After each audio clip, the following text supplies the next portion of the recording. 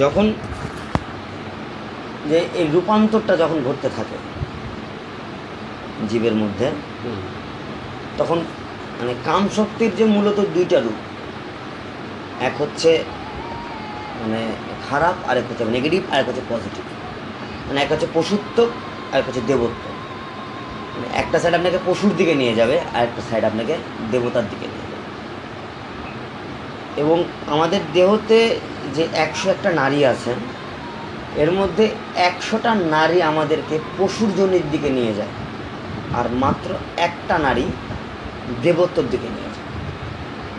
এই জন্য দেখবেন মানুষের মধ্যে পশুত্ব খুব তাড়াতাড়ি চলে আসে, কারণ এই 101টা নারী আমাদেরকে পশুত্বের দিকে টানতেছে। আর আমরা আগে পূর্বের জন্মে বিভিন্ন পশুর জনি যে আমরা পার হয়ে আসছি, ওগুলোর অনুভূতি আমাদের মধ্যে আছে, আর ওগুলোতে যাওয়া যার কারণে সহজ, কারণ অলরেডি ফিলিং আছে। কিন্তু দেবত্বের ফিলিং কিন্তু নাই, যার কারণে দেবত্বতে যাওয়াটা একটু টাফ হয়ে যায়। যখন এভাবে মানুষের মধ্যে যখন এই একটা নারী যে সুষুম্না কাণ্ড, এটা ধরে যখন মানুষ অগ্রগতি হয়ে যাবে, তখন তার এই কাম শক্তি আর বাইরের দিকে প্রবাহিত হয়, তখন তার কাম শক্তি ভিতর দিকে প্রবাহিত হয়। এবং ধীরে ধীরে একটা পর্যায়ে দেখা যায় যে তার মধ্যে দেবত্ব ভাব, যেটা বলা চলে আর কি, এই দেবত্ব ভাবটা চলে আসে।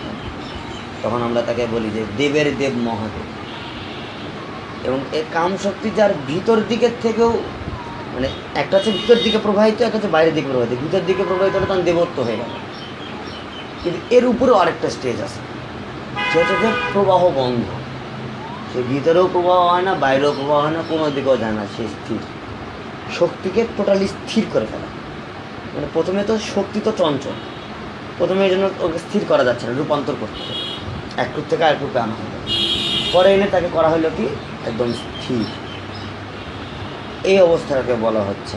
এই অবস্থা যখন একদিকে অর্জন করে ফেলে, তখন আমরা তাকে বিভিন্ন অবতার, ভগবান, নবী বা স্রষ্টার যে একজন মেসেঞ্জার বলে আসছি আগে থেকে, বা তার অংশ বিশেষ, বিভিন্ন ঈশ্বর, পুত্র, হোয়াট এভার, যেটাই বলি, তাকে সব কিছুই বলা চলে। কারণ সে পরম শক্তির সাথে মিশে গেছে, সে পরম স্থিরকে প্রাপ্ত হয়ে গেছে। পরম স্থির হচ্ছে পরম গতি, আর সে পরম শক্তি হচ্ছে পরম স্থির, এবং পরম স্থিরের মাঝেই পরম গতি, আর পরম গতির মাঝেই পরম স্থির। একটু বুঝতে অসুবিধা হইতে পারে ব্যাপারটা, একে অন্যের পরিপূরক তো, মানে স্থিরেই গতি, গতিতেই স্থির, ব্যাপারটা এরকম হবে। আবার দেখবেন যে আপনি যে গতিশক্তিকে যখন আপনি স্থিরে রূপান্তর করবেন, তখন সেটা ধীরে ধীরে লাইট পাঠাবে শক্তির সূত্র অনুযায়ী। যে গতিশক্তিকে স্থির শক্তিতে রূপান্তর করলে তা আলোক শক্তিতে রূপান্তর হইতে থাকে। যেমন আমরা এই যে বিভিন্ন জেনারেটরের মেশিন ঘুরে ঘুরে ঘুরে ঘুরে বিদ্যুৎ উৎপাদন করে লাইট জ্বালাচ্ছে, ওখানে একটা গতি উৎপাদন করে ওটাকে আবার একটা ট্রান্সমিটার দিয়ে স্থির রূপান্তর করে ওটাতে কারেন্ট উৎপাদন করে আমরা বাল্ব জ্বালাচ্ছি। এবারে গতিশক্তিকে স্থির রূপান্তর করে আমরা আলোক শক্তি পাচ্ছি।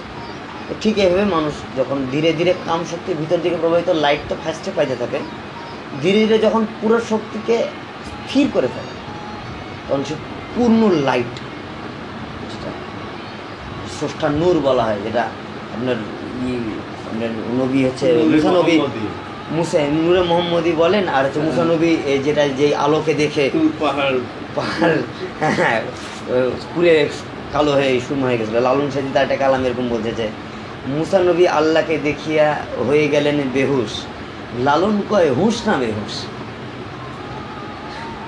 হুঁশ হইলো না বেহুশ হইলো, ব্যাপারটা কি? সে তো বেহুশ হয়ে গেল, কিন্তু দেখলো তো আল্লাহকে। তাহলে কি সেটা বেহুশ হইলো না হুঁশ হইলো, নাকি হুঁশে বেহুশ না বেহুশে হুঁশ? কি বলবেন? এই জিনিসটাই মানে একে অন্যের পরিপূরক। বেহুশে হুঁশ, হুঁশেই বেহুশ। মানে অন্ধকারে মানুষ চলে, অন্ধ হয় সে আলোর গেলে। অন্ধকার ঘরে থাকবেন কিছুক্ষণ, হুট করে আপনি আলোর মধ্যে, রোদের মধ্যে যাবেন কিছুক্ষণ, কিন্তু আপনি অন্ধ হয়ে যাবেন, দেখতে পাবেন না। তারপরে আবার ধীরে ধীরে ধীরে ধীরে ধীরে ধীরে ধীরে ধীরে ধীরে ধীরে দেখা যায়, ও আচ্ছা ঠিক আছে, এই হচ্ছে ব্যাপার।